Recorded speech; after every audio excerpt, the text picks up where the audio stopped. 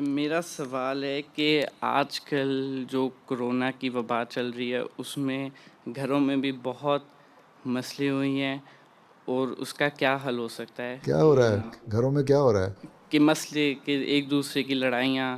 بات یہ ہے اس کرونا کی وبا میں تو پھر اللہ تعالیٰ کی طرف جھکنا چاہیے نا.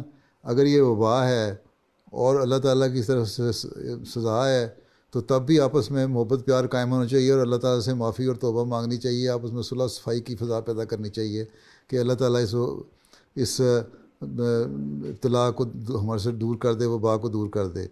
اور اگر یہ کوئی امتحان ہے تو تب بھی اللہ سے دعا کرنی چاہیے اللہ تعالیٰ ہمیں اس امتحان میں کامیاب کر دے اور اس میں آپس میں محبت اور پیار پیدا ہو. اللہ تعالیٰ کہتا ہے کہ ایک دوسرے کا خیال رکھو.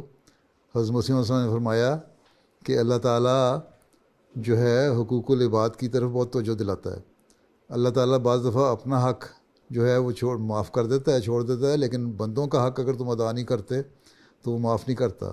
اگر خامند بیوی کا حق ادا نہیں کر رہا اور لڑائیاں بلا وجہ کر رہا ہے، ابھی میں نے اتنا لمبا خطبہ دیا ہے، تقریر کی ہے لجنہ جلسے پہ، تو وہ گناہ گار ہے.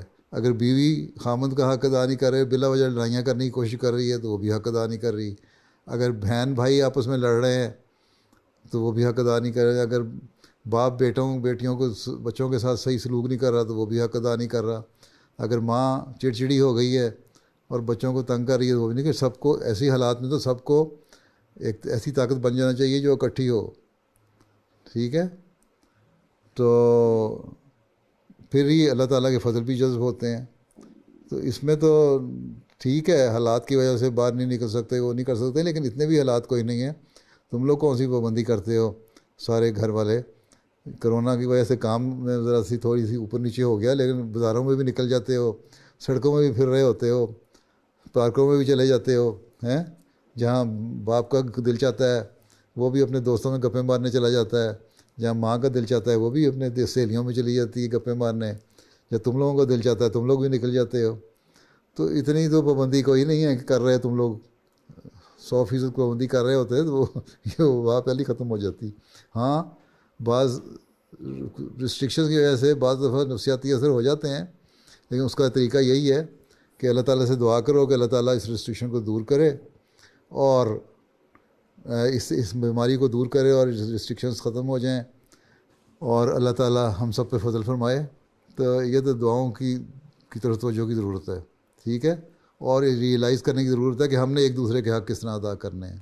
ٹھیک، وہ کرو گے تو سب گھر میں سکون اور ماحول ہوگا. یہ تو عام حالات میں بھی نہیں، کرونا تو بہانہ بن گیا. پہلے باپ جو تھا وہ گھر سے باہر رہتا تھا سارا دن، تو وہ پتہ نہیں لگتا تھا کہ اس کا مزاج کیسا ہے. اب وہ کیوں گھر میں رہتا ہے اس لیے اس کی سختیاں بچوں کو بھی جھیلنی پڑتی ہیں، بیوی کو بھی.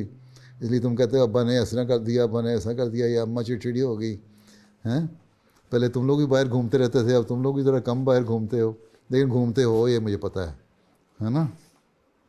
چلو بس دعا کیا کرو کہ اللہ تعالیٰ اس کو چل دے.